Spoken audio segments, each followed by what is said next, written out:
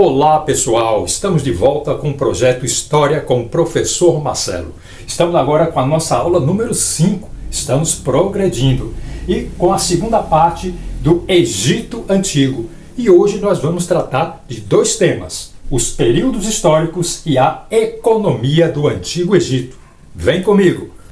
E trago para vocês algumas informações básicas que vão ser úteis daqui para frente, né? Nós vamos tratar dos períodos históricos do Egito. São 3 os principais períodos. Você deve se lembrar que na aula passada nós vimos que havia o Alto e o Baixo Egito, cada um com o seu faraó. Existia o faraó do Alto e existia o faraó do Baixo Egito. Eles se juntam e formam um único Egito. A partir de então, deixam de ser reinos distintos e passam a ser império. Então o que acontece? Toda essa trajetória em que o Egito foi império é dividido em 3 grandes períodos: o Antigo Império, o Médio Império e o Novo Império. O Antigo Império, que começou mais ou menos 3200 a.C. e foi até 2100 a.C., nós vamos destacar aqui algumas características. Ocorreram obras de drenagem e de irrigação. Nós vimos que a principal fonte econômica, aquilo que sustentava o Egito, era o Rio Nilo. Então, no Antigo Império, foram elaboradas grandes obras hidráulicas, tanto para irrigação quanto para drenagem. Irrigar os lugares onde a água não chegava e drenar onde havia água demais. Tudo isso ocasionou a expansão da agricultura. Uma outra característica deste período é a construção das grandes pirâmides. Talvez muitos de nós nos lembremos do Egito automaticamente do que? Das pirâmides. Além das pirâmides, as múmias. Tanto um quanto o outro nós vamos tratar daqui para frente. E nesse Antigo Império foram construídas as chamadas 3 grandes pirâmides. As pirâmides de Quéops, Quéfren e Miquerinos. Porque nós podemos nos lembrar que as pirâmides nada mais eram do que túmulos. E essas 3 recebem o nome dos faraós que mandaram construí-las. O faraó Quéops, o faraó Quéfren e o faraó Miquerinos. São as 3 maiores pirâmides do Egito. Nessa época, a capital do Egito era a cidade de Mênfis. Uma outra característica desse período, chamado Antigo Império, o faraó enfrenta conflitos internos. Ocorre uma bagunça terrível dentro do próprio governo. E isso vai enfraquecer, de certa forma, o governo. Passa-se então ao Médio Império. Quando termina o Antigo, começa-se o Médio. Mais ou menos 2100 a.C. e vai até 1580 a.C. E quais as características desse momento da história egípcia? Tebas passa a ser a nova capital. Não é mais Mênfis, e sim a cidade de Tebas. Uma outra característica: devido à instabilidade interna, ocorre a invasão dos Hyksos. Esse tópico eu gostaria que vocês memorizassem bastante, viu? A invasão dos Hyksos. Esses Hyksos vão ser importantes para nós entendermos a permanência do povo hebreu no Egito. Eu quero que vocês se lembrem, quando a gente for tratar lá do povo hebreu, nós vamos voltar a esse tópico. Porque no Médio Império ocorrem novas turbulências no governo. O faraó começa a brigar com os seus comandados, tudo por causa de poder. E essa instabilidade política fragiliza a segurança do Egito. Então os Hyksos, um povo vizinho, invade o Egito em 1750 a.C. e permanece no Egito por cerca de 170 anos. Como eu disse, a gente vai voltar a lembrar disso daqui, viu? Passamos então ao Novo Império, de 1580 a 715 a.C. Quais as características desse momento histórico do Egito? Expulsão dos Hyksos e várias conquistas territoriais. Neste momento, no Novo Império, os egípcios conseguem expulsar os Hyksos e volta-se a antiga dinastia egípcia, a dinastia que estava tomando conta do Egito. Quando os Hyksos chegaram, aqui no novo império, essa dinastia volta ao poder. E nós já vimos o que é dinastia, tá lembrado? É uma sucessão de reis, de governantes pertencentes à mesma, muito bem, à mesma família. Então a dinastia que estava governando, ela volta ao poder. Os Hicsos são expulsos. E é nesse momento que o povo hebreu começa a provar da escravidão lá no Egito. A gente vai voltar a esse assunto. Uma outra característica deste novo império: novas agitações internas. E o Egito foi conquistado pelos... Presta atenção. Acontece uma nova turbulência dentro do governo egípcio.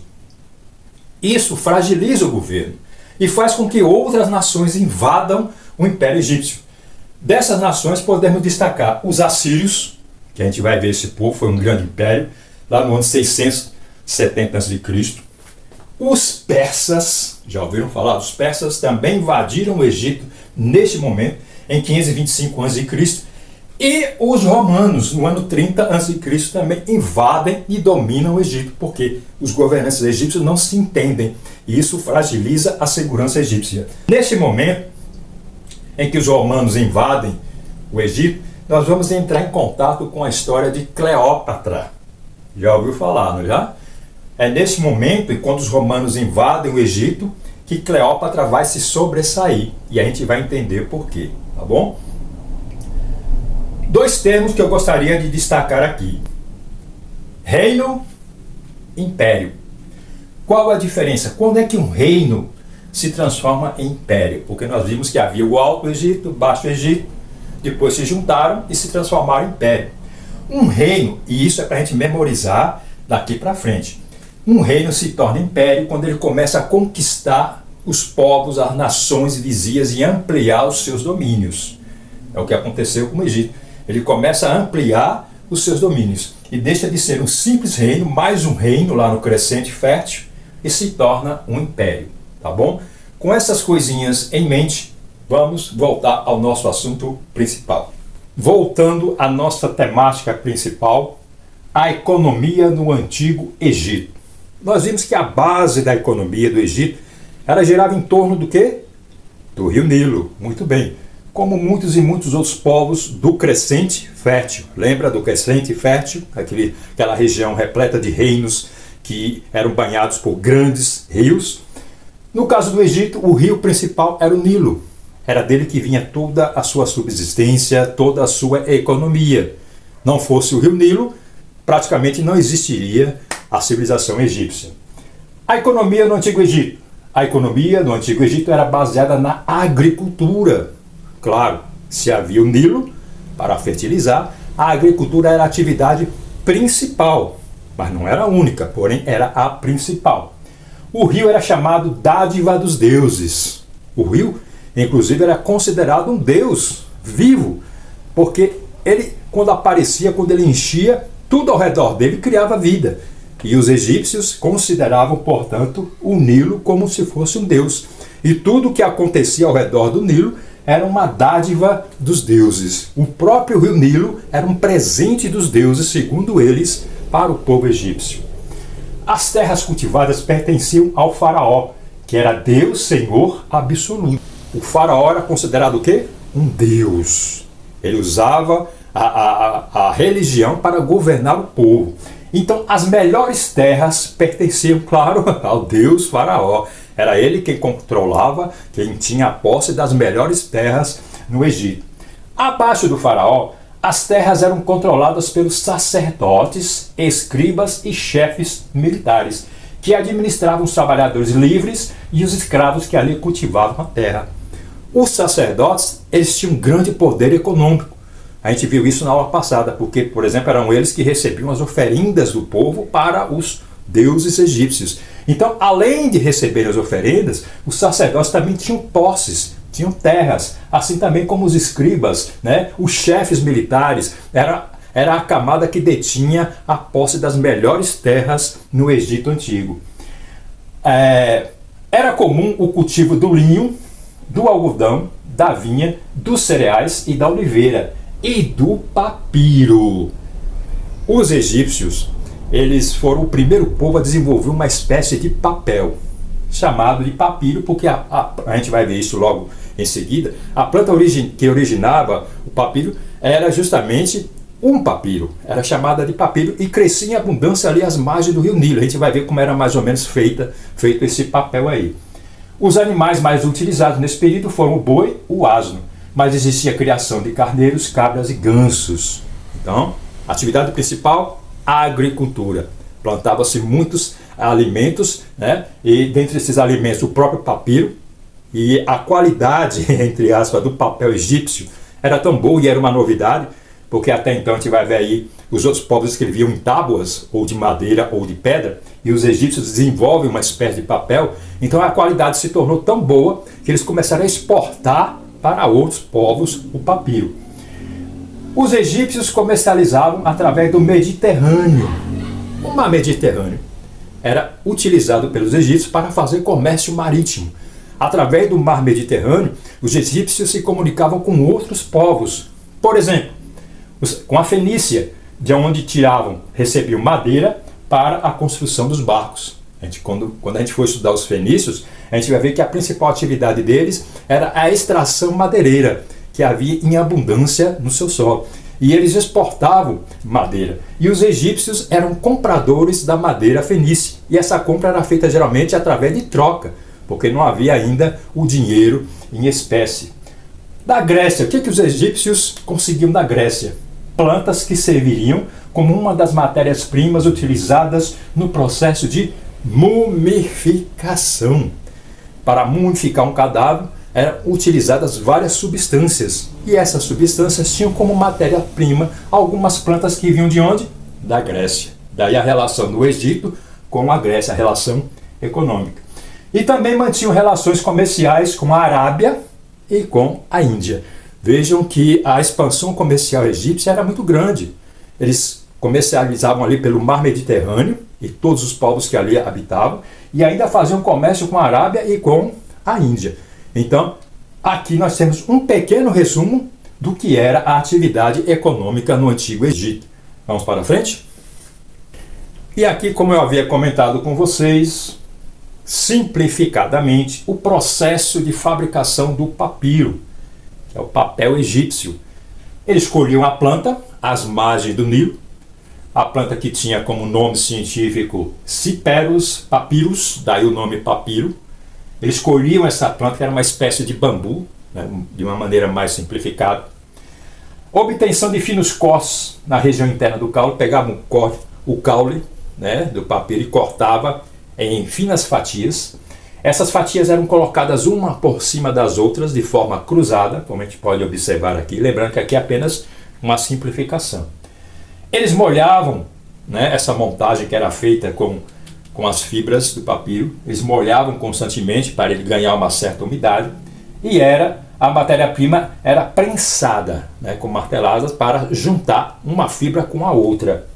E com esse processo criava-se o papiro. Claro que aqui é uma maneira simplificada, né? O processo era mais sofisticado um pouquinho. Basta a gente saber que esse papel chamado papiro ganhou fama lá, não somente na região do Egito, mas também em toda a região do Mediterrâneo. Muitos povos vinham ao Egito em busca deste papiro e utilizaram ele em grande escala. Papiro esse que nascia às margens do rio Nilo, a dádiva dos deuses. E para finalizar nossa aula de hoje, né, como a gente sempre vem fazendo no decorrer do nosso curso de História, né, no projeto História com o professor Marcelo, deixo para vocês mais uma frase, e desta vez a frase é de Platão. E ele escreveu o seguinte, vejam se vocês concordam com ele ou não, deixa aí nos comentários. A coisa mais indispensável a um homem é reconhecer o uso que deve fazer do seu próprio conhecimento. A coisa mais indispensável a um homem é reconhecer o uso que deve fazer do seu próprio conhecimento. Conhecimento para si próprio não adianta, segundo Platão. Conhecimento ele tem que ser compartilhado. E é isso que o projeto História com o professor Marcelo tem como meta também.